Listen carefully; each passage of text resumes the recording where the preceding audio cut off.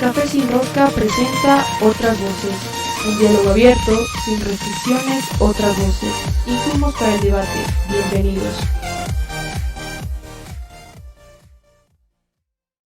Bueno, regresamos nuevamente a Café Sin Rosca, ya estamos aquí en la mañana también con un nuevo concejal, ya podemos decirle señor concejal, estuvo con nosotros cuando fue candidato, él es Wilson Merino, él entró ya, justamente ya va a entrar al distrito metropolitano de Quito y vamos a ver qué tiene planeado ya como concejal, ya más asentado para el mes de mayo, qué es lo que va a hacer, cómo ha recibido esta ganancia, cuáles son las propuestas. Y bueno, ¿no? Es interesante también saber la familia, cómo lo ha apoyado, sus amigos.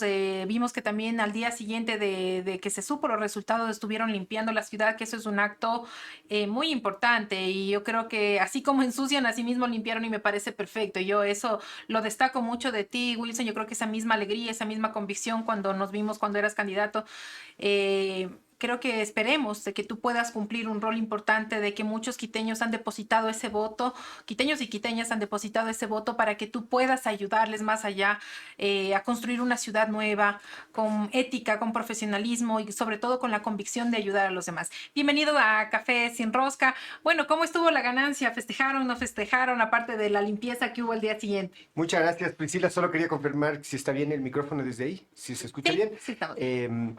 Agradecerte por la invitación, por el café, agradecerles por el café.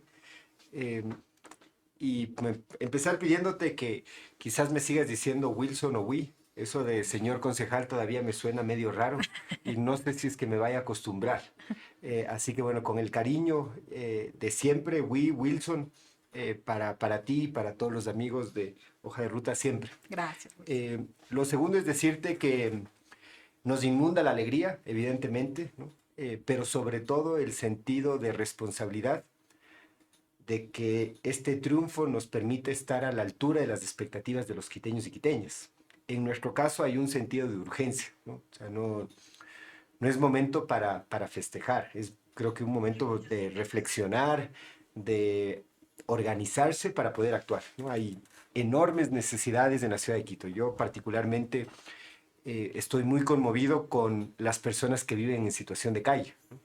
Yo que recorro el centro histórico de Quito todos los días y ahora más en época de campaña, es algo que me duele mucho, ¿no? El tema del consumo de drogas, ¿no? El hambre en los niños de los barrios más marginales, ¿no? Veo con enorme preocupación proyectos como el Metro de Quito. Y no solo es del tema de que no está operando, ¿no? Sino de todos los vicios que hay en una obra de inversión en la que hemos apostado todos durante tanto tiempo. Me preocupa enormemente el tema de la inseguridad que nos aqueja a todos, todo el tiempo, a todas horas, ¿no? La violencia política, o sea, me aterra ver lo que pasó un día antes de las elecciones con el asesinato de un candidato en Manabí, 15 actos de violencia durante la contienda. Es decir, eh, hay un sentido de urgencia, hay un sentido de responsabilidad de estar a la altura de las expectativas de los quiteños y quiteñas. Por eso, al día siguiente de la victoria, decidimos predicar con el ejemplo, ser los primeros en salir a las calles a retirar la publicidad, salir con los imparables y exhortar al resto de compañeros y compañeras candidatos electos y no electos que lo hagan, ¿no?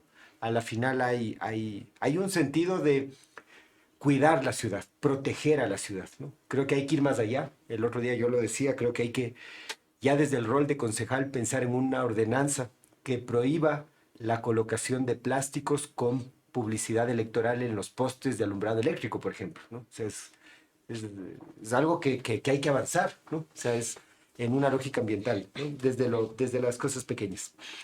Hay unas preguntas que salieron un poco ya en estas elecciones. Por ejemplo, si bien es cierto el centro histórico que ustedes pasan muy seguido por ahí, se ve al frente justamente del municipio está el palacio y donde se ve una estructura que han puesto, no sé si temporalmente algo, ¿se va a fiscalizar eso? Porque también yo creo que deberían haber sacado permisos para dañar esta parte patrimonial.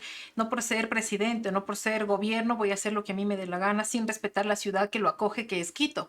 Yo creo que eso también es importante decirlo a la gente, cuál es el compromiso de los concejales. Y claro, el tema del metro es una preocupación más, porque les va a tocar fiscalizar, les va a tocar fiscalizar, les va a tocar demandar a las autoridades anteriores quien realmente de un precio subieron a otro y así han hecho durante todo este tiempo, y realmente ni siquiera hay uso de ese metro que hasta ahora no se va a inaugurar. Wilson, ¿usted está dispuesto a denunciar realmente a esas autoridades que sí hay que abrir un proceso de Contraloría muy fuerte, hay que investigar, a fiscalizar y ver de dónde salieron esos recursos o dónde fueron destinados y por qué existió un sobreprecio también en el metro? Así es, Priscila, el rol del concejal es fiscalizar y legislar, ¿no? Y hay que fiscalizar a todos a los que haya que fiscalizar, ¿no?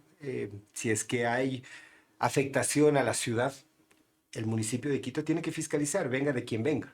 Y nosotros estamos en esa línea. Somos gente valiente. Creo que hacer política en este país implica algo de valentía. Somos gente que tiene los principios claros, ¿no? Sabemos hacia dónde queremos ir.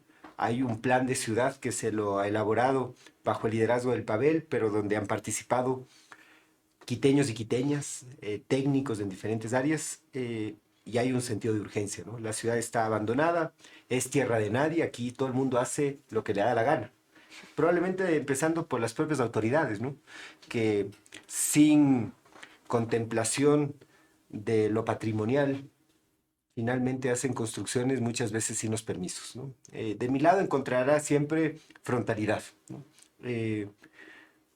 No tenemos miedo, creo que lo hemos perdido en función de la convicción y la pasión que tenemos por la ciudad y por construir una ciudad que brinde mejores oportunidades para mis hijas y para tus hijos, ¿no? Que no podemos seguir viviendo como hemos vivido hasta ahora.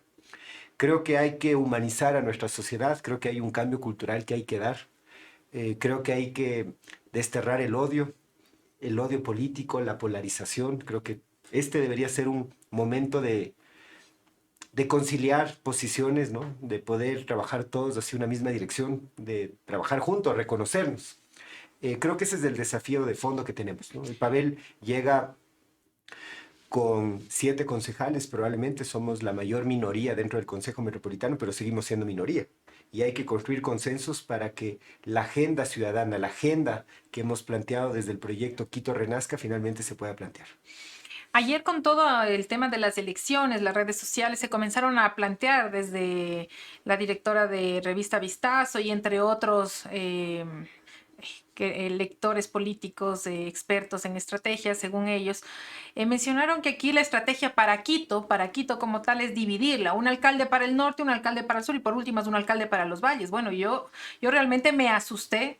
Me asusté realmente cuando escuché eso, tratar de desunir una ciudad y tratar de que se ponga un clasismo, porque aquí es así, o sea, para el sur una cosa, o sea, como Pavel ganó en el sur, entonces prácticamente eres cholo. Entonces, como el otro gana en el otro lado, eres mejor. Como en Cumbayá ganó el sí, entonces somos lo mejor. O sea, ¿qué te parece a ti este análisis? Realmente que a mí me asusta porque no es el Quito donde yo quiero que mis hijos se formen, crezcan, porque realmente yo creo que hay que llamar a la unidad, más no a desunir a esta capital tan bonita que acoge a muchas personas de provincia. Sí, yo concuerdo contigo, ¿no? Creo que el mayor desafío es unir a los quiteños y quiteñas. Estamos en una ciudad terriblemente polarizada, ¿no? En dos bandos, dos orillas, ¿no? Cada cual con sus propios idiomas, con sus propios lenguajes, ¿no? Eh, que no tienen significados comunes. Y así es muy difícil poder reconciliarnos, ¿no? Y cuando tienes actores políticos y responsables que abonan con este relato, lo único que haces es ampliar la brecha. Y eso es todo lo que está mal el día de hoy en nuestro país. Creo que hay que unir, creo que hoy más que nunca necesitamos reconocernos como verdaderos hermanos iguales, ¿no? Independientemente de que vivas en el sur, en el norte, en los valles, todos somos ciudadanos y todos tenemos necesidades a satisfacer, necesitamos derechos que necesitamos poder ejercer con libertad, y hay un sentido de equidad en donde las próximas autoridades debemos trabajar, ¿no? Eh, Pensarnos desde la integralidad, ¿no?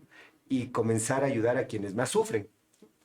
Por ejemplo, ayer conversaba con gente de Cumbayá, que tenía una enorme preocupación por el tema de la seguridad, ¿no? Que es una preocupación latente para todo el mundo. Así es. Tú te vas 10 minutos más allá y el problema no solamente es la inseguridad, sino también el acceso a servicios básicos. No hay agua, ¿no? Y si hay agua, hay por horas, en las noches. Y si te vas más allá, solamente 2 horas, ¿no? Entonces, desde esa lógica, ¿por dónde empiezas? Entonces creo que hay que empezar por quienes tienen la mayor cantidad de problemas, problemas de inseguridad, problemas de movilidad, problemas de acceso a servicios básicos, ¿no? Pero sin descuidar la integralidad del territorio. Creo que ese es el desafío que nosotros nos hemos planteado. Yo particularmente creo que el municipio tiene que innovar, no podemos hacer las cosas de la misma manera si queremos tener resultados distintos. Hay que empezar a reducir algunos privilegios innecesarios de los políticos. Hay que trabajar y una de las primeras acciones que vamos a impulsar es la reforma del Código Municipal para sacar a los concejales de los directorios, ¿no? Ahora que soy yo concejal, comenzar a predicar con el ejemplo y decir, no es necesario que un concejal esté en un directorio con un voto, porque desde allí empieza la corrupción, desde ahí empiezan a condicionar los votos al alcalde, ¿no? El rol del concejal es legislar y fiscalizar, ¿no? No tiene que estar metido en las empresas municipales, no tiene que estar metido en la visión ejecutiva de la administración de la ciudad, ¿no?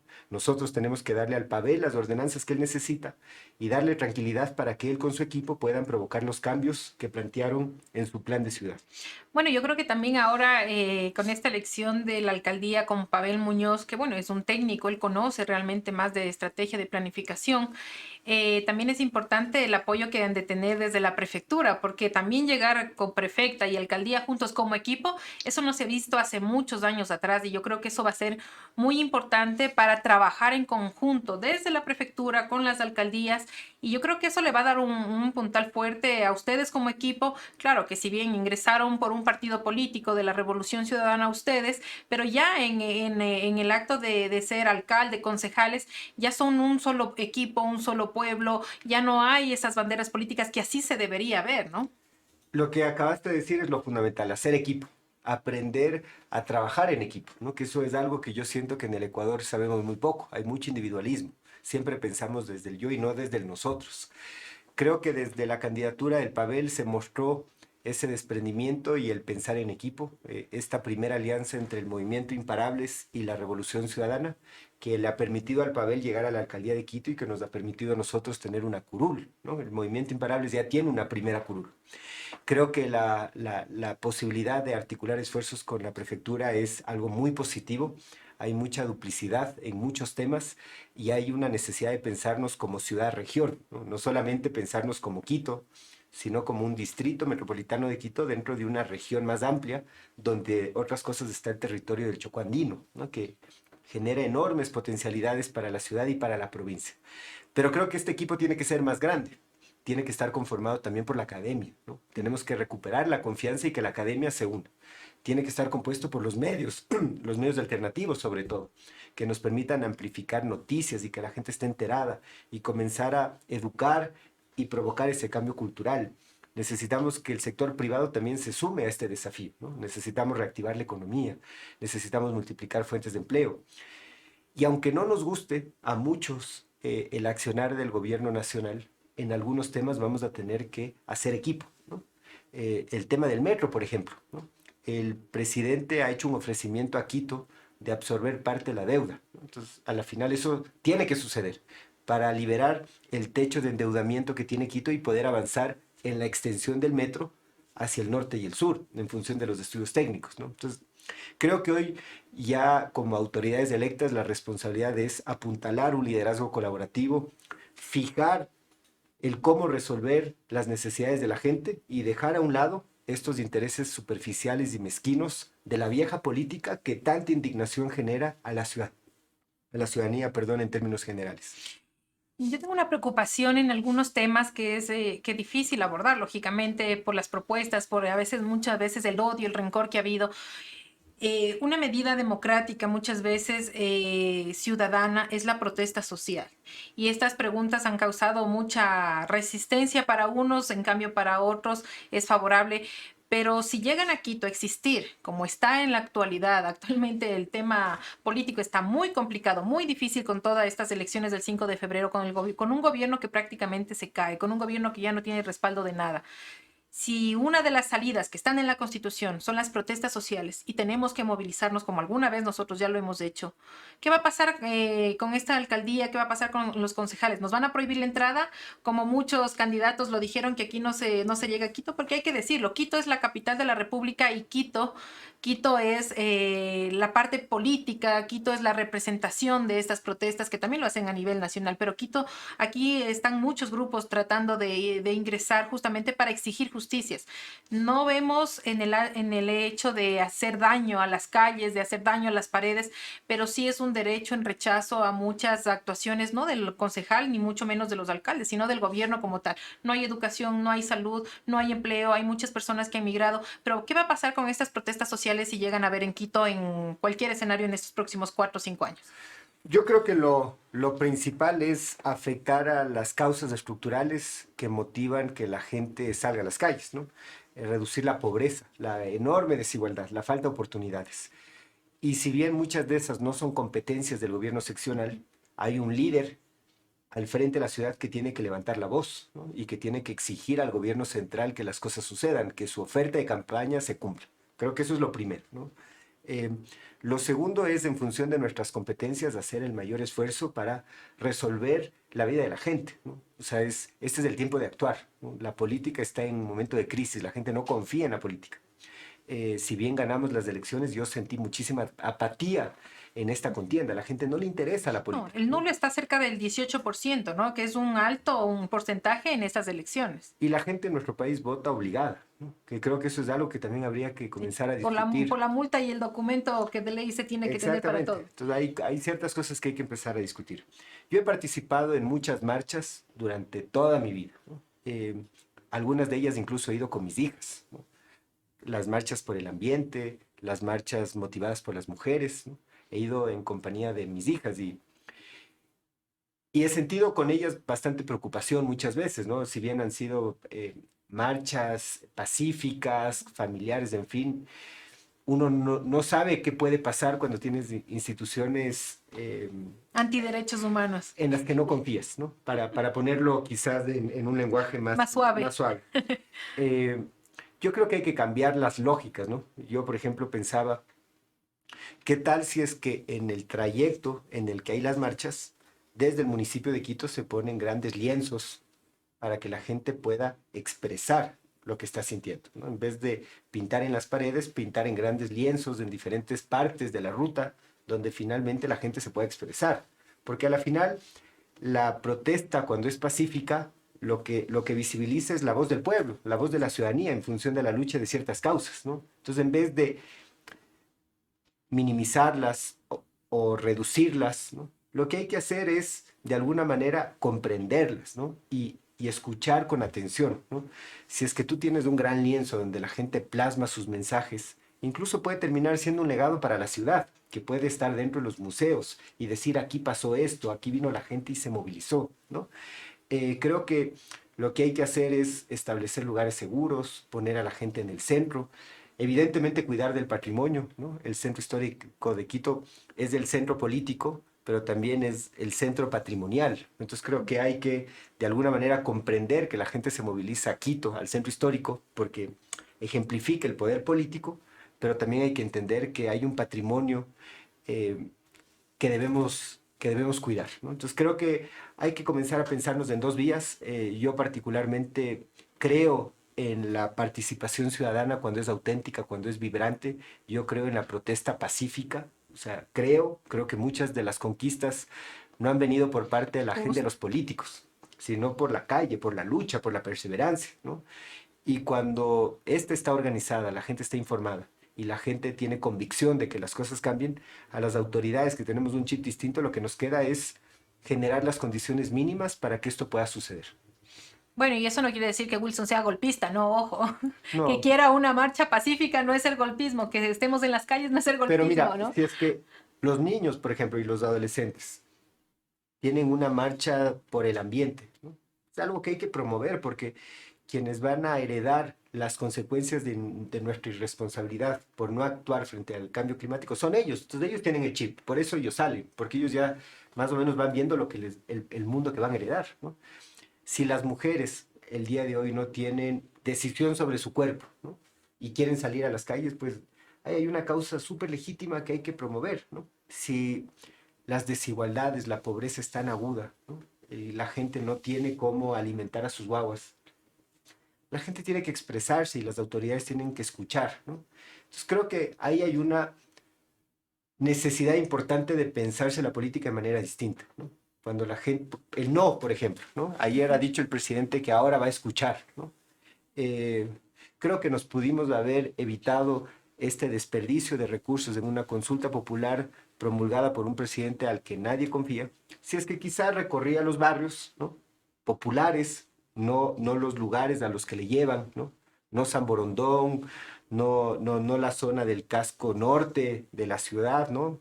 Sino si salía a los barrios populares, él se hubiera dado cuenta que hay un enorme descontento frente a su gobierno y que iba a ser un fracaso la consulta popular, porque a la final cuando uno va a votar en una consulta popular no necesariamente vota por las preguntas, sino vota por quien envía, ¿Quién la propone? quien las propone, ¿no? Entonces, si es que él hubiera tenido la sensibilidad de salir de Carondelet y recorrer más los barrios y conectar con el Estado, con el ánimo social, nos hubiéramos ahorrado tantos millones de dólares que el día de hoy nos permitirían invertir un poquito más en salud, un poquito más en educación, en fin, y quizás hasta tendría más oxígeno, porque ahora el gobierno queda en una situación compleja.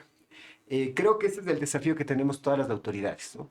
Yo espero que todos los que entramos en este consejo no nos transformemos, ¿no? Sigamos siendo lo que somos en campaña o lo que dijeron que eran en campaña: zapato de caucho, ropa sencilla, ganas de caminar, ganas de escuchar, Se mantenga la esencia. comunes.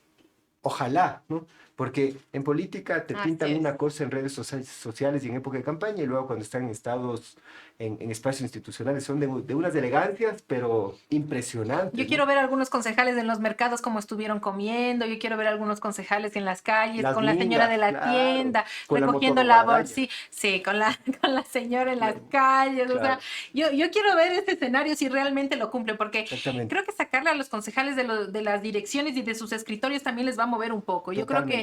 Yo creo que los concejales son puestos para servir al pueblo. Si van a ganar un sueldo que es del pueblo, de impuestos del pueblo, lógicamente deberían estar en las calles donde hay la necesidad, viendo lo que realmente pasa. Y un mensaje a la gente que ha estado alrededor del proceso, ¿no? O sea, a la final, si queremos que la ciudad salga adelante, necesitamos que los mejores técnicos estén en los espacios institucionales, ¿no? Una cierta lógica de meritocracia, ¿no?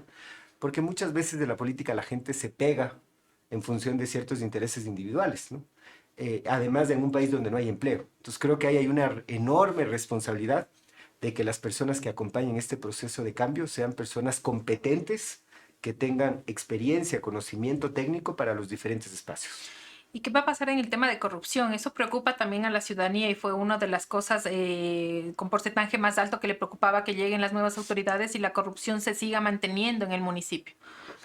Dos, tres cosas importantes que hay que hacer, ¿no? Desde el rol del concejal, que es el que yo asumo, minimizar los riesgos, ¿no? Entonces, sacarnos de los directorios de las empresas públicas, primera acción en la que yo estaré trabajando, ¿no? Ojalá tengan apoyo porque hay muchos concejales que no les va a gustar esa idea. Pero al menos los vas a visibilizar, ¿no? Si es que tú ya en una sesión de consejo ves quienes se oponen a aquello, ya comienza la ciudadanía a ver cuáles son los intereses que hay detrás de ciertos concejales, ¿no? Entonces, esa es la una, ¿no? Tener el apoyo de los medios de comunicación alternativos, medios de comunicación en general, para poder tener un gobierno más abierto, ¿no? O sea, que la gente se entere de cómo se están tomando las decisiones, que haya más pedagogía política, que los jóvenes, que la gente se involucre más en política, ¿no? Que comprenda que las decisiones que estamos tomando afectan su vida diaria. Creo que ahí hay un enorme desafío. Que la participación ciudadana sea el camino, que las decisiones que tomemos sean decisiones sustentadas en función de lo que la gente quiere, desde los barrios. O sea, no es yo ir a decir, yo quiero poner aquí una cancha de fútbol, ¿no? ¿Por qué? Si es que los vecinos finalmente lo que necesitan es un centro de desarrollo productivo, la prioridad tiene que ir a lo que los vecinos quieren, ¿no? No necesariamente lo que yo creo que ellos necesitan. Entonces ahí hay un cambio de chip importante en la forma de hacer política. Creo que los acuerdos son fundamentales, pero los acuerdos alrededor de los principios y de los conceptos, ¿no? Entonces, esto no es de unir a la gente a hacer mayorías en función de repartir el municipio. O sea, yo ahí sí seré el más imparable de todos en denunciar la corrupción y los intereses perversos, venga del que venga.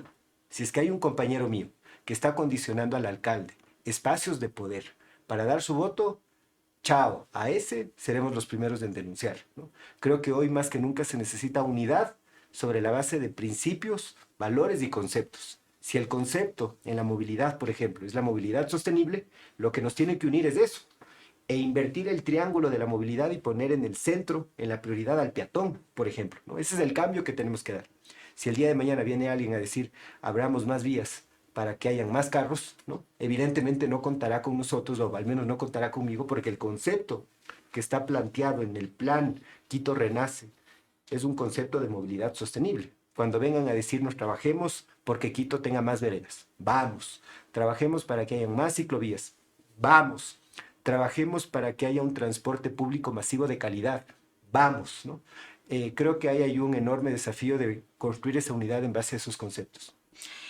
Yo quiero agradecerte, Wilson Merino, ya es concejal del Distrito Metropolitano de Quito, que asumirá ya sus funciones en el mes de mayo. Esperemos que esta conversación, estas propuestas y todo lo que se ha dicho se mantenga, y como dice él, de que cuando lleguen al poder no cambien, sigan con esa esencia de campaña. Por eso digo, esperamos ver a los concejales, al alcalde, a los prefectos, juntas parroquiales, en la calle, donde realmente están las necesidades de los quiteños y quiteñas, y que haya una organización completa en ese municipio para que realmente salga adelante y se pueda mejorar muchos temas que son importantes, temas de corrupción, el tema de la inseguridad, el tema de la cultura también, que se ha dejado a un lado, la cultura, el turismo, el tema de las vías, que son súper importantes, y también ayudar a un arreglo permanente, o por lo menos que dure muchos años en algunas principales calles de la ciudad, que ahora hasta los carros se dañan porque todas las calles son con huecos, huecos y huecos, y es un problema. Yo quiero dejarte con las palabras finales, Wilson, sin antes desearte éxitos en tus funciones, que no pares, ¿no? Así como dicen, imparables, que sigas adelante. Siempre es un gusto tenerte aquí. La confianza está depositada en ti por muchos votos de quiteños y quiteñas, y espero que no defraudes a esta ciudad tan bonita que nos acoge a todos los provincianos que queremos estar aquí. Yo agradecerte a ti por abrirnos este espacio, por ser inspiración de lucha, que te lo he dicho siempre. Decirte que asumimos con enorme responsabilidad esta victoria, ¿no? O sea, no hay triunfalismos aquí, o sea, no es que ahora a festejar, ¿no? Creo que ahora empieza el camino para demostrar que es posible construir una nueva forma de hacer las cosas bien en política, ¿no? Que es posible resignificar la política, que es posible que la gente se vuelva a interesar en la política, ¿no? La política no es mala ni buena. O sea, lo que hay que hacer es utilizar el instrumento para que esto vaya en beneficio de la gente que más sufre. Decirte que en nuestro caso nos esforzaremos y lucharemos con todas nuestras fuerzas para provocar ese cambio. Y que cuando tú veas que las cosas no están caminando como se dijeron, tengas la absoluta confianza de venir y decirme, hey, no era por aquí, era por acá, ¿no? Seguro lo haré. Porque al final lo que necesitamos es hacer equipo. La política es un terreno, es un campo minado, lleno de tentaciones, lleno de mediocridad intelectual. Hay mucho egoísmo hoy por hoy en la política. Hay intereses de todo tipo, ¿no? Pero la política también es el instrumento que permite definir nuestro bienestar en una sociedad. Entonces hay que involucrarse, hay que meterse en ese fango el día de hoy, cruzar ese fango, agarrar la manguera y limpiar todo eso. Y para aquello se necesita un equipo que te acompañe. Así que bueno, pedirte que no nos dejes solos, que estés acompañándonos en este transitar, a toda la gente que se va conectando, a toda la gente que nos une, pedirles ese pedido enorme de que no nos dejen solos, de que nos acompañen. La curul que hemos alcanzado no es una curul de Wilson Merino, es una curul del movimiento Imparables, es una curul de los comerciantes autónomos, es una curul de los peatones, es una curul de los niños con cáncer y sus familias, es una curul de Juan, de Luis, de María, de Pepe, de Humberto, que es de un lustrabotas, de Elizabeth, que es la primera ponchera. Es una curul de la gente, y esa curul tiene que provocar el cambio que se necesita en la política el día de hoy. Gracias, Wilson. Yo quiero agradecerte, como lo dije, éxitos en estas funciones, que se olviden las banderas políticas y que más bien exista una que es la del pueblo que tanto necesita un cambio positivo. Yo quiero con esto ir a una pequeña pausa para luego venir con nuestro siguiente invitado. Gracias, Wilson. Gracias por estar con nosotros y a ustedes no se desconecten. Seguimos en Café Sin Rosca.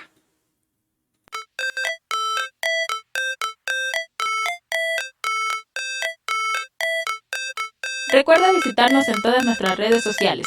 Hoja de Ruta Radio, escuchando a un mundo mejor.